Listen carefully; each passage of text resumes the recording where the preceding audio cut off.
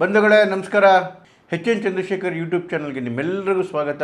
ದಯಮಾಡಿ H N Chandrashekhar YouTube ಚಾನಲನ್ನು subscribe ಮಾಡಿಸಿ ಬೆಲ್ ಬಟನನ್ನು ಪ್ರೆಸ್ ಮಾಡಿ. ಇವತ್ತಿನ ವಿಷಯ ಪೊಲಿಟಿಕಲ್ ಆದರೂ ಕೂಡ ಎಲ್ಲರೂ ನೋಡಬೇಕಾಗಿರ್ತಕ್ಕಂಥ ಎಪಿಸೋಡ್ ರೀ ಇದು. ಯಾಕೆ ಅಂತ ಹೇಳಿದ್ರೆ, ಗೆದ್ದಾಗ ಹೇಗೆ ಬಿಹೇವ್ ಮಾಡ್ತೀವಿ ಅನ್ನೋದು ಒಂದಾದರೆ, ಸೋತಾಗ ಹೇಗೆ ಬಿಹೇವ್ ಮಾಡ್ತೀವಿ ಅನ್ನೋದು ಕೂಡ ಭಾಳ ಇಂಪಾರ್ಟೆಂಟು. ಎಸ್ಪೆಷಲಿ ಜನ ಕೂಡ ಅಷ್ಟೇ, ನಮ್ಮನ್ನು ನಾವು ಗೆದ್ದಾಗ ಹೇಗೆ ಬಿಹೇವ್ ಮಾಡ್ತಾನೆ ಅಂತೇಳಿ ಅಬ್ಸರ್ವ್ ಮಾಡ್ತಾ ಇರ್ತಾರೆ. ಆದರೆ ಸೋತು ಸುಣ್ಣ ಆದಾಗ ಹೇಗೆ ಬಿಹೇವ್ ಮಾಡ್ತಾನೆ ಅಂತೇಳಿ ಅಬ್ಸರ್ವ್ ಮಾಡಲ್ಲ. ಆದರೆ ಸೋತಾಗ ವ್ಯತಿರಿಕ್ತವಾಗಿ ಬಿಹೇವ್ ಮಾಡೋಕ್ಕೆ ಶುರು ಮಾಡಿದ್ರೆ ಆಗ ಜನ ಅದನ್ನು ಕೂಡ ಅಬ್ಸರ್ವ್ ಮಾಡ್ತಾರೆ. ಹಾಗಾಗಿ ಗೆದ್ದಾಗ ಹೇಗೆ ಬಿಹೇವ್ ಮಾಡ್ತೀವಿ ಅನ್ನೋದು ಎಷ್ಟು ಮುಖ್ಯನೋ, ಸೋತಾಗ ನಾವು ಹೇಗೆ ಬಿಹೇವ್ ಮಾಡ್ತೀವಿ ಅನ್ನೋದು ಕೂಡ ಅಷ್ಟೇ ಮುಖ್ಯ. ಅದೇನೇ ಬರ್ತಕ್ಕಂಥ ಭವಿಷ್ಯವನ್ನು ನಿರ್ಧಾರ ಮಾಡೋದು. ಇನ್ನೊಂದ್ಸರಿ ಹೇಳ್ತೀನಿ, ಹೇಗೆ ಗೆದ್ದಾಗ ನಮ್ಮ ವರ್ತನೆ ನಮ್ಮ ಭವಿಷ್ಯವನ್ನು ತೀರ್ಮಾನಿಸುತ್ತೆ, ಅದೇ ರೀತಿ ಸೋತಾಗ ನಮ್ಮ ವರ್ತನೆಯು ಕೂಡ ನಮ್ಮ ಭವಿಷ್ಯವನ್ನು ನಿರ್ಧರಿಸುತ್ತೆ. ಇದಕ್ಕೆ ಒಂದು ಅದ್ಭುತವಾದ ಉದಾಹರಣೆ ಏನಂತ ಹೇಳಿದ್ರೆ, ಸ್ಮೃತಿ ಇರಾನಿ ನೋಡಿ, ಮೋದಿಯವರು ಸರ್ಕಾರ ಬಂದ ಮೇಲೆ ಅತಿ ಹೆಚ್ಚು ಪ್ರಾಮುಖ್ಯತೆಯನ್ನು ಸಾಮರ್ಥ್ಯ ಇರ್ತಕ್ಕಂಥ, ಶಕ್ತಿ ಇರ್ತಕ್ಕಂಥ ಹೆಣ್ಮಕ್ಳಿಗೆ ಕೊಟ್ಟರು.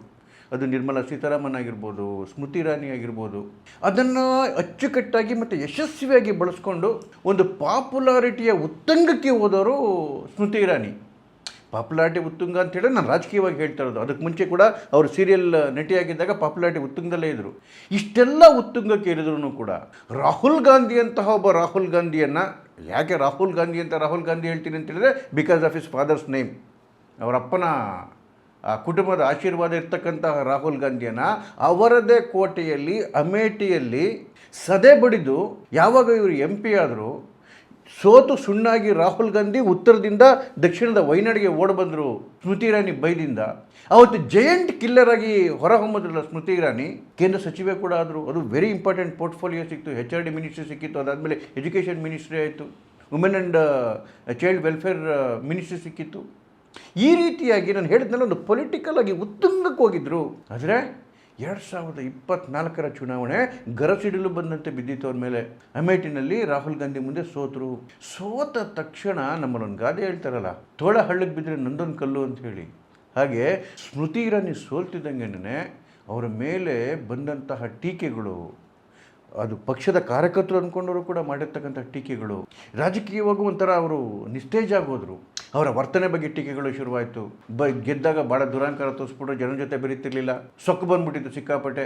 ಅದು ಎಷ್ಟು ನಿಜನೇ ಎಷ್ಟು ನನಗಂತೂ ಗೊತ್ತಿಲ್ಲ. ಅವರ ಕುಟುಂಬದ ಮೇಲೆ ವಿಪರೀತ ಟೀಕೆಗಳು ಶುರುವಾಯಿತು. ಅವರ ಮಗಳ ಮೇಲೆ, ಆ ವ್ಯವಹಾರಗಳ ಮೇಲೆ ಟೀಕೆಗಳು ಶುರುವಾಯಿತು. ಪಾರ್ಟಿನಲ್ಲಿ ಯಾವುದೂ ಸ್ಥಾನ ಇರಲಿಲ್ಲ.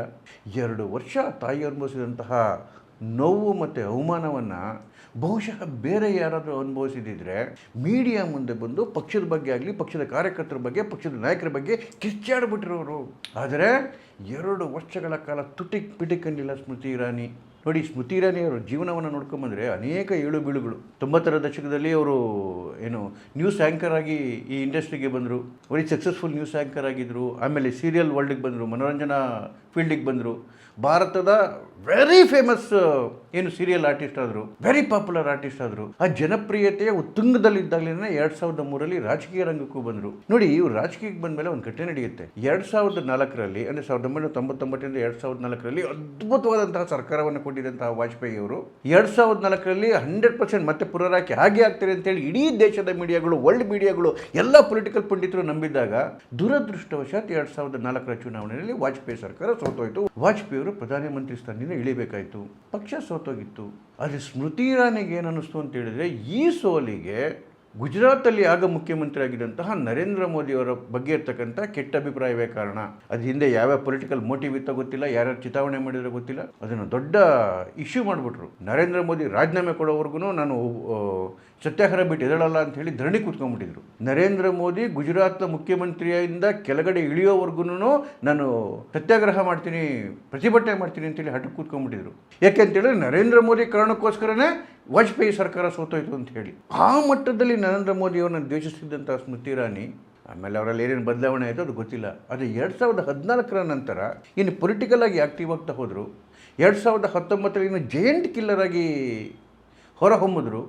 ಕೇವಲ ಜೈಂಟ್ ಕಿಲ್ಲರ್ ಆಗಿ ಹೊರಹೊಮ್ಮಿದಷ್ಟೇ ಅಲ್ಲ, ಅವರು ವೇದಿಕೆಗಳಲ್ಲಿ, ಪಾರ್ಲಿಮೆಂಟ್ ಒಳಗಡೆ ಪಕ್ಷವನ್ನು ಸಮರ್ಥಿಸಿಕೊಳ್ತಿದ್ದಂತಹ ರೀತಿ, ಆ ಸ್ಫುಟವಾದ ಭಾಷೆ, ಸ್ಫುಟವಾದ ಮಾತುಗಳು, ಅದ್ಭುತವಾದಂತಹ ಇಂಗ್ಲೀಷು, ಅದ್ಭುತವಾದಂತಹ ಹಿಂದಿ, ರಾಷ್ಟ್ರೀಯತೆ, ದೇಶದ ಬಗ್ಗೆ ಭಕ್ತಿ, ತನ್ನವರನ್ನ, ತನ್ನ ಪಕ್ಷವನ್ನು, ತನ್ನ ದೇಶವನ್ನು ಡಿಫೆಂಡ್ ಮಾಡ್ಕೊಂಡಿದ್ದಂತಹ ರೀತಿ, ಆಪೋಸಿಷನ್ನ ಅಟ್ಯಾಕ್ ಮಾಡ್ತಿದ್ದಂತಹ ರೀತಿ, ಇದು ನಿಜವಾಗ್ಲೂ ಇಮ್ಮೆನ್ಸ್ ಪಾಪ್ಯುಲಾರಿಟಿ ಕೊಟ್ಬಿಡ್ತು ಸ್ಮೃತಿ ಇರಾನಿ ಅವರಿಗೆ. ಎಷ್ಟೋ ಜನ ಹೆಣ್ಮಕ್ಳಿಗೆ ಅನಿಸ್ಬಿಟ್ಟಿತ್ತು Smriti Irani is our role model ಅಂತ ಹೇಳಿ. ಅದಕ್ಕೆ ಎಲ್ಲ ಕಾರಣಗಳು ಕೂಡ ಇದು. ಅವತ್ತಿನ ಮೋದಿ ಸರ್ಕಾರವನ್ನು ಅಷ್ಟು ದಿಟ್ಟತೆಯಿಂದ, ಕಂಚಿನ ಕಂಠದಿಂದ, ಅದ್ಭುತವಾದಂತಹ ಒಂದು ವಾಗ್ಜಲರಿಯಿಂದ ಡಿಫೆಂಡ್ ಮಾಡ್ತಾ ಇದ್ರು ಸ್ಮೃತಿ ಇರಾನಿ.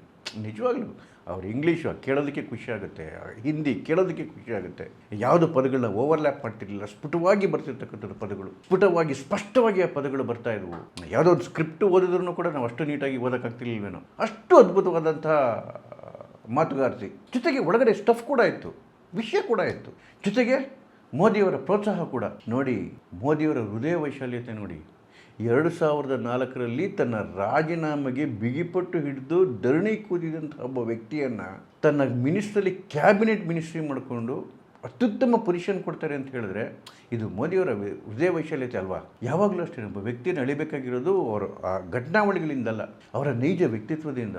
ಘಟನೆಗಳು ಯಾವುದೋ ಕಾರಣಕ್ಕೆ ಇನ್ಫ್ಲೂಯೆನ್ಸ್ ಆಗಿರ್ತವೆ, ಯಾರಿಂದನೂ ಇನ್ಫ್ಲೂಯೆನ್ಸ್ ಆಗಿರ್ತವೆ, ಯಾವುದೋ ಪ್ರಲೋಭನೆಗೆ ಒಳಗಾಗಿರ್ತವೆ, ಅದು ನಿಜವಾದ ಕ್ಯಾರೆಕ್ಟರ್ ಆಗಿರಲ್ಲ. ಮೋದಿಯವರು ಸ್ಮೃತಿ ಇರಾನಿಯಲ್ಲಿದ್ದಂಥ ಒಬ್ಬ ನಾಯಕಿಯನ್ನು ಗುರುತಿಸಿದ್ರು, ಒಬ್ಬ ಮಾತುಗಾತಿಯನ್ನು ಗುರುತಿಸಿದ್ರು, ಒಬ್ಬ ಆಡಳಿತಗಾರರನ್ನು ಗುರುತಿಸಿದ್ರು, ಒಬ್ಬ ರಾಜಕೀಯ ಧುರೇಣಿಯನ್ನು ಗುರುತಿಸಿದ್ರು. ಅದನ್ನು ಅದ್ಭುತವಾಗಿ ಬಳಸ್ಕೊಂಡ್ರು ಸ್ಮೃತಿ ಇರಾನಿ. ಆದರೆ ನಾನು ತುಂಬ ಇಂಪಾರ್ಟೆಂಟಾಗಿ ಹೇಳ್ತಿರ್ತಕ್ಕಂಥದ್ದು, ಆ 2 ವರ್ಷಗಳ ಕಾಲ ಏನು 2024ರಲ್ಲಿ ಸೋತ ನಂತರ ಯಾವ ರೀತಿ ಅವಮಾನವನ್ನು ಪಡಬೇಕಾಯಿತು, ಯಾವ ರೀತಿ ನೋವು ಅನುಭವಿಸಬೇಕಾಯಿತು, ತನ್ನದೇ ಕಾರ್ಯಕರ್ತರು ಅಂದ್ಕೊಂಡವರು ಕೂಡ ತನ್ನ ಬಗ್ಗೆ ಎಂತೆಂಥ ಕೀಳು ಮಾತುಗಳನ್ನು ಆಡಿದ್ರು ಕೂಡ, ಪಕ್ಷದ ಯಾವುದೇ ಒಂದು ಹುದ್ದೆ ಸಿಗದೇ ಇದ್ದಾಗಲೂ ಕೂಡ ಬೇರೆಯವರಾಗಿರೋ ಏನ್ರಿ ಮಾಡ್ತಿದ್ರು ನೋಡಿ. ಈ ಮಂತ್ರಿಗಿರಿ ಅನುಭವಿಸ್ಬಿಟ್ಟು ಈ ಮಾಜಿ ಆಗೋದಿದೆಯಲ್ಲ, ಅದಕ್ಕಿಂತ ನರಕ ಇನ್ಯಾವುದೂ ಇಲ್ಲ. ಯಾಕೆ ಅಂತೇಳಿದರೆ, ಆ ಮಂತ್ರಿ ಆಗಿದ್ದಾಗ ಅದೊಂದು ಏನು ದೌಲತ್ ನಡೀತಾ ಇರ್ತದೆ, ಅಧಿಕಾರಿಗಳೆಲ್ಲ ಬಂದು ಸಲ್ಯೂಟ್ ಹೊಡಿತಿರ್ತಾರೆ, ಕಾರ್ ಬಂದು ಇಳಿದ್ರೆ ಸಾಕು ಡೋರ್ ತೆಗೆಯೋಕೊಬ್ರು ಇರ್ತಾರೆ, ಗಂಟೆಗೊಂದು ಸರಿ ತಿಂಡಿ ತಂದ್ಕೊಡೋರು ಇರ್ತಾರೆ, ಕಾಫಿ ತಂದ್ಕೊಡೋರು ಇರ್ತಾರೆ. ಆದರೆ ಅಧಿಕಾರ ಹೋಗ್ತಿದ್ದಂಗೆನೇ ಚಾಕ್ರಿ ಮಾಡ್ತಿದ್ದವರೆಲ್ಲ ಒಳ್ಳೆ ಸಂಬಳ ಬರುತ್ತೆ ಅಂತ ಬೇರೆ ಕಡೆ ಹೊರಟೋಗಿರ್ತಾರೆ. ಡೋರ್ ತೆಗೆಯೋ ಚಪರಾಸಿ ಇರಲ್ಲ, ಟಿ ವಿ ನೋಡಿಕೊಂಡು ಮನೇಲೇ ಕಾಲ ಕಳಿಬೇಕಾಗುತ್ತೆ. ಇಂಥ ಸಂದರ್ಭದಲ್ಲಿ ತನ್ನ ಪಕ್ಷದ ಮೇಲೆ, ತನ್ನ ಅಧಿಕಾರವನ್ನು ಕಿತ್ಕೊಂಡವ್ರ ಮೇಲೆ ವಿಪರೀತ ಅಸಹನೆ, ಕೋಪ ಎಲ್ಲವೂ ಬರೋದು ಸಹಜ. ಅದನ್ನು ಬಂದು ಆಚೆ ಕಡೆ ಮೀಡಿಯಾದಲ್ಲಿ ಬಸ್ಟ್ ಮಾಡ್ಕೊಂಡ್ಬಿಡ್ತಾರೆ. ಇದು ಬಹಳಷ್ಟು ರಾಜಕೀಯ ವ್ಯಕ್ತಿಗಳಲ್ಲಿ ನಾವು ನೋಡ್ತೀವಿ. ಆದರೆ ಸ್ಮೃತಿ ಇರಾನಿ ಒಂದೇ ಒಂದು ಬಾರಿಯೂ ಕೂಡ ತನ್ನ ಪಕ್ಷದ ಬಗ್ಗೆ ಒಂದು ಮಾತಾಡಲಿಲ್ಲ, ತನ್ನ ಕಾರ್ಯಕರ್ತರ ಬಗ್ಗೆ ಒಂದು ಮಾತಾಡಲಿಲ್ಲ. ಪಕ್ಷದ ಬಗ್ಗೆ ಮುಂಚೆ ಎಷ್ಟು ಭಕ್ತಿ ಇತ್ತು ಅಷ್ಟೇ ಭಕ್ತಿಯನ್ನು ಪ್ರದರ್ಶನ ಮಾಡಿದ್ರು. ಶಾಂತಚಿತ್ತತೆಯಿಂದ ಇದ್ದರು. ಎಷ್ಟೋ ಜನ ಸ್ಮೃತಿ ಇರಾನಿ ಪೊಲಿಟಿಕಲ್ ಲೈಫೇ ಮುಗಿದೋಯ್ತು ಅಂತೇಳಿ ಬರೆದುಬಿಟ್ರು. ಅಂಥ ಸಂದರ್ಭದಲ್ಲೂ ಕೂಡ ಧೃತಿಗೆಡಲಿಲ್ಲ. ನೋಡಿ, ಅವರು ಸೀರಿಯಲಲ್ಲಿ ಕೂಡ ಆ್ಯಕ್ಟ್ ಮಾಡಿದ್ರು. ನೋಡಿ, 10-20 ವರ್ಷದ ಮುಂಚೆ ಆ್ಯಕ್ಟ್ ಮಾಡ್ತಿದ್ದವರು, ಅದಾದಮೇಲೆ ಪೊಲಿಟಿಕಲಿಗೆ ಬಂದು ಪೊಲಿಟಿಕಲಲ್ಲಿ ಉತ್ತುಂಗಕ್ಕೆ ಏರಿದವರು, ಕ್ಯಾಬಿನೆಟ್ ಮಿನಿಸ್ಟರ್ ಆಗಿದ್ದವರು ಸೆಂಟ್ರಲಲ್ಲಿ, ಅಂಥವರು ಮತ್ತೆ ಸೀರಿಯಲಲ್ಲಿ ನಟನೆ ಮಾಡಿದ್ರು. ಇದನ್ನು ನಾವು ಜನರಲಾಗಿ ಮಾತಾಡ್ಬೋದು, ಅದು ಅನುಭವಿಸೋದು ಭಾಳ ಕಷ್ಟ. ಅಂದರೆ ಎಷ್ಟು ತನ್ನ ಕೂಲ್ ಹೆಡ್ಡನ್ನು ಮೇಂಟೈನ್ ಮಾಡಿದರು ಅಂತ ಹೇಳಿ. ಒಳ್ಳೆ ದಿನಗಳು ಬರೋವರೆಗೂ ಕಾದರು. ಅದಕ್ಕೆ ಇವತ್ತು ಪ್ರಧಾನಮಂತ್ರಿ ಮೋದಿಯವರು ಏನು BJPಯ ಹೊಸ ಅಧ್ಯಕ್ಷರಾದ ನಿತಿನ್ ನಬೀಲ್ ಅವರು ಭಾಜಪದ ರಾಷ್ಟ್ರೀಯ ಪ್ರಧಾನ ಕಾರ್ಯದರ್ಶಿಯಂತಹ ಒಂದು ಇಂಪಾರ್ಟೆಂಟ್ ಪೊಸಿಷನ್ನ ಕೊಟ್ಟಿದ್ದಾರೆ. ರಾಷ್ಟ್ರೀಯ ಪ್ರಧಾನ ಕಾರ್ಯದರ್ಶಿಯನ್ನು ಹುಡುಗಾಟನೇನ್ರಿ, ಇಡೀ ದೇಶ ಪ್ರವಾಸ ಮಾಡಬೇಕು, ಪಕ್ಷದ ಚುಕ್ಕಾಣಿ ಹಿಡಿಬೇಕು. ನೋಡಿ, ಸೋತಾಗೆ ಹೇಗೆ ಬಿಹೇವ್ ಮಾಡ್ತೀವಿ ಅನ್ನೋದು ನಮ್ಮ ಭವಿಷ್ಯವನ್ನು ನಿರ್ಧಾರ ಮಾಡುತ್ತೆ. ಒಂದು ಸ್ವಲ್ಪ ಅಣ್ಣಾಮಲೈ ಬಗ್ಗೆ ಯೋಚನೆ ಮಾಡಿ. ಅಫ್ಕೋರ್ಸ್ ಒಬ್ಬ ಗುಡ್ ಪೊಲೀಸ್ ಆಫೀಸರ್ ಆಗಿದ್ದರು. ಆದರೆ ಅವರು ರಾಜೀನಾಮೆ ಕೊಟ್ಟು ಬಂದಾಗ BJP ಅವ್ರಿಗೆ ಎಲ್ಲವನ್ನ ಕೊಡ್ತು, ಸರ್ವಸ್ವವನ್ನು ಕೊಡ್ತು. ರಾಜ್ಯಾಧ್ಯಕ್ಷರು, ತಮಿಳುನಾಡು ರಾಜ್ಯದ ರಾಜ್ಯಾಧ್ಯಕ್ಷನಾಗಿ ಮಾಡ್ತು. ಅವ್ರು ಕೇಳಿದ್ದಕ್ಕೆಲ್ಲ ಎಸ್ ಅಂತ ಹೇಳ್ತು. 30 ವರ್ಷ 40 ವರ್ಷದಿಂದ ಕಷ್ಟಪಡ್ತಿದ್ದವ್ರು ಇನ್ನೂ ಅಲ್ಲೇ ಇದ್ದರು ತಮಿಳುನಾಡಲ್ಲಿ. ಏನು ಯಾರೋ IAS ಆಫೀಸರ್ಗಳು, IPS ಆಫೀಸರ್ಗಳು ರಾಜಕೀಯಕ್ಕೆ ಬಂದಿಲ್ವಾ? ಹಾಗಾದ್ರೆ ಎಲ್ಲರಿಗೂ ಇಷ್ಟೊಂದು ನ್ಯಾಷನಲ್ ಮಹತ್ವ ಸಿಗ್ತಾ? ಯಾವ ಕಾರಣಕ್ಕೆ ಮಹತ್ವ ಸಿಕ್ಕಿದ್ದು? BJPಯ ರಾಜ್ಯಾಧ್ಯಕ್ಷರು ಆದರು ಅಂತ ಅನ್ನೋ ಕಾರಣಕ್ಕೋಸ್ಕರ. ಆದರೆ ಒಂದು ಸೋಲು, ಒಂದು ಹತಾಶೆ, ಒಂದು ಹುದ್ದೆ ಹೋಗಿದ್ದಕ್ಕೆ ಇವತ್ತು ಅವರಿಗೆ BJP ವಿಲನ್ ಥರ ಕಾಣ್ತಾ ಇದೆ. ಬಾಯಿ ತೆಗೆದರೆ BJP ಬಗ್ಗೆ ಮಾತಾಡ್ತಾರೆ. ಒಂದು ಪ್ರಶ್ನೆಗೆ ಉತ್ತರ ಕೊಡಬೇಕು ಅವರು. BJP ಅವರಿಗೆ ಮಾಡಿದಂಥ ಅನ್ಯಾಯ ಏನು? ಯಾವತ್ತೂ ಕೂಡ ಪಕ್ಷ ಒಂದು ಪಕ್ಷವಾಗಿ ಯೋಚನೆ ಮಾಡುತ್ತೆ, ಒಬ್ಬ ವ್ಯಕ್ತಿಯ ಚಿಂತನೆಗಳ ಥರ ಅಲ್ಲ. ಅಫ್ಕೋರ್ಸ್ ನೀವು ಮಾಡಿದ ಚಿಂತನೆ ಸರಿ ಇರ್ಬೋದು, ಅವತ್ತು ಪಕ್ಷ ತಗೊಂಡಂಥ ಡಿಸಿಷನ್ನು ತಪ್ಪಿರ್ಬೋದು. ಆದರೆ ಆವತ್ತಿನ ಕಾಲಘಟ್ಟಕ್ಕೆ ಎಲ್ಲರೂ ತಗೊಂಡಂತಹ ಸಾಮೂಹಿಕ ನಿರ್ಧಾರ ಅವತ್ತಿಗೆ ಸರಿಯಾಗಿತ್ತದು. ಎಲ್ಲ ಸಂದರ್ಭದಲ್ಲೂ ಎಲ್ಲ ಡಿಸಿಷನ್ಗಳು ಒಳ್ಳೆ ಫಲ ಕೊಡ್ತೇವೆ ಅಂತ ಹೇಳಲಿಕ್ಕಾಗಲ್ಲ. ಹಾಗಂತ ಅನ್ನ ಹಾಕಿದ್ದಂತಹ ಜೀವನ ಕೊಟ್ಟಂತಹ ಒಂದು ಪಕ್ಷವನ್ನು, ಮಾತು ಸ್ವರೂಪಿ ಪಕ್ಷವನ್ನು ತೆಗೆದುಬಿಟ್ಟು ಆಚೆ ಕಡೆಗೆ ಹೋಗ್ತಾರೆ. ಇವತ್ತು ಸಿಕ್ಕ ಪ್ಲಾಟ್ಫಾರ್ಮಲ್ಲೆಲ್ಲ BJP ಬಗ್ಗೆ ಮಾತಾಡ್ತಾರೆ. ಮೊನ್ನೆ ಇಂಡಿಯಾ ಟುಡೇ ಕಾನ್ಕ್ಲೇವ್ ಕೂಡ ಮಾತಾಡ್ತಾಯಿದ್ರು. ಇದರಿಂದ ಪಕ್ಷಕ್ಕೇನೂ ಆಗಲ್ಲ. ಓಕೆ, ಇನ್ನು 5 ವರ್ಷ ಎಕ್ಸ್ಟ್ರಾ ಹೋರಾಟ ಮಾಡಬೇಕಾಗಿ ಬರ್ಬೋದು ಆ ರಾಜ್ಯದಲ್ಲಿ, ಅಷ್ಟು ಬಿಟ್ಟರೆ ಪಕ್ಷಕ್ಕೇನೂ ಆಗಲ್ಲ.